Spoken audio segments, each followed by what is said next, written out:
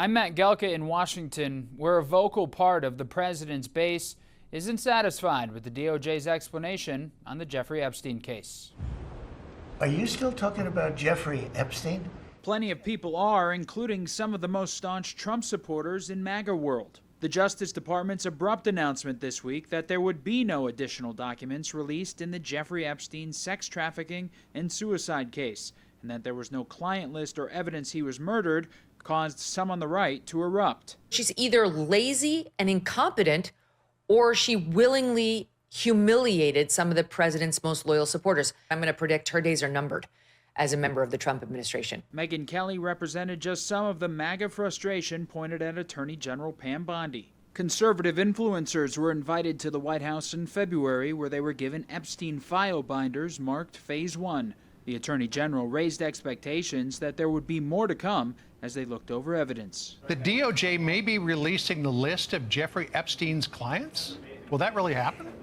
It's sitting on my desk right now to review. Far-right activist Laura Loomer said Bondi should resign for lying to the American people. Commentator Liz Wheeler, who was invited to the White House in February for the binder event, said the Attorney General should be fired. She said she would deliver, and she didn't. Something she said, either then or now, is not true. That is a big, big problem. Bondi tried to clarify her client list comments at a cabinet meeting this week, while the president essentially told supporters to get over it. It's sitting on my desk to be reviewed, meaning the file along with the JFK, MLK files as well. That's what I meant by that. Are people still talking about this guy, this creep? That is unbelievable. House Democrats on the Judiciary Committee sent a letter to Bondi this week, demanding the release of any Epstein documents that mention President Trump, also alleging there's a DOJ pattern of covering up any potentially damaging information related to the president. Reporting in Washington, I'm Matt Gelka.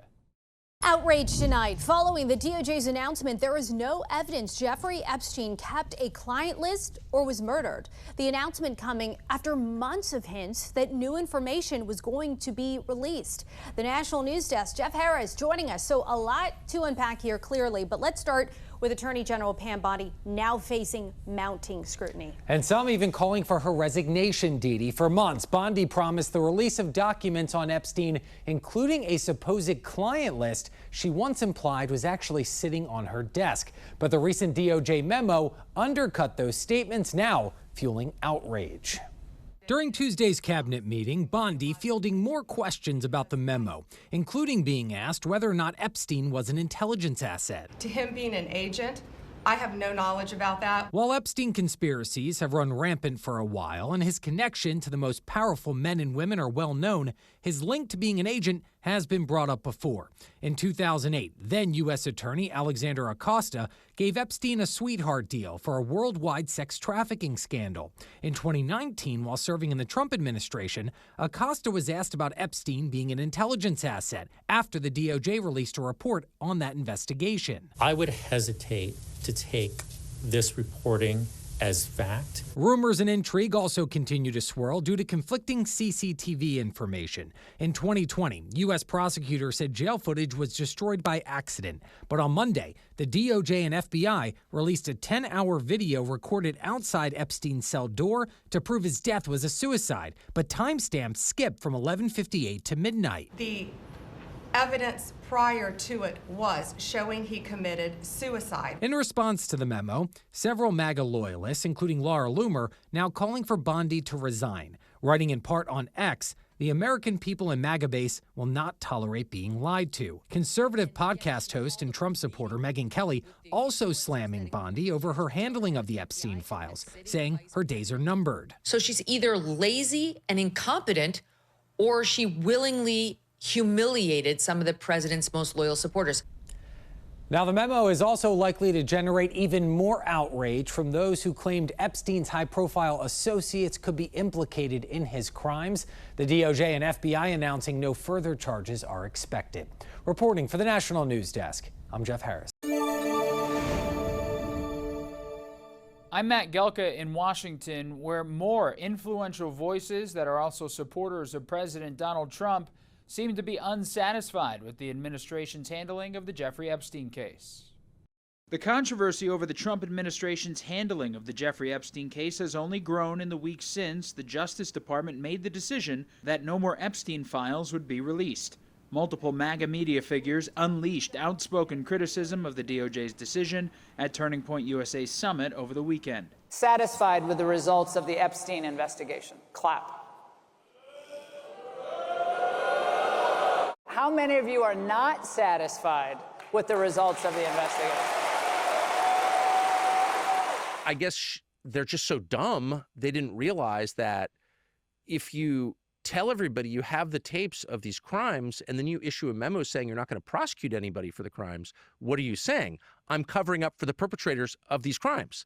Members of the administration had long teased there could be a possible list of influential people who took part in Epstein's sex trafficking scheme involving private jets and a personal island.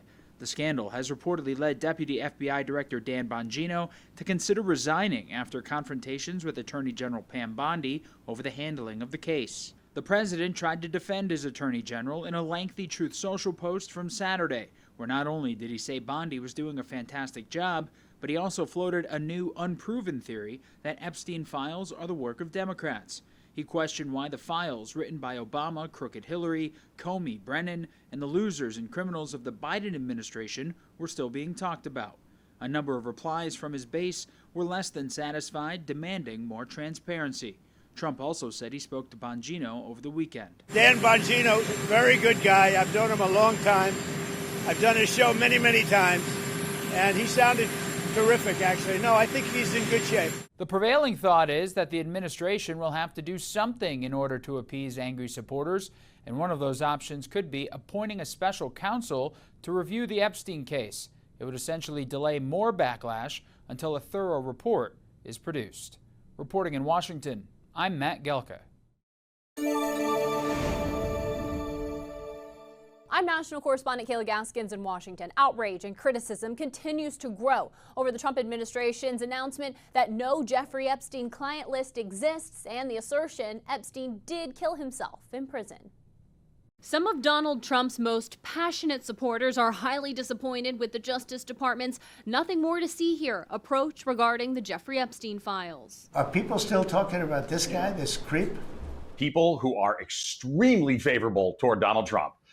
People are really, really angry about this issue. We spoke with Jeffrey Epstein's former lawyer, Alan Dershowitz, who has been accused and cleared in the case. He says there are names of others accused of crimes in this case that are being withheld from the public. I have seen a redacted FBI report. The names have been taken out. We have asked judges to unredact it.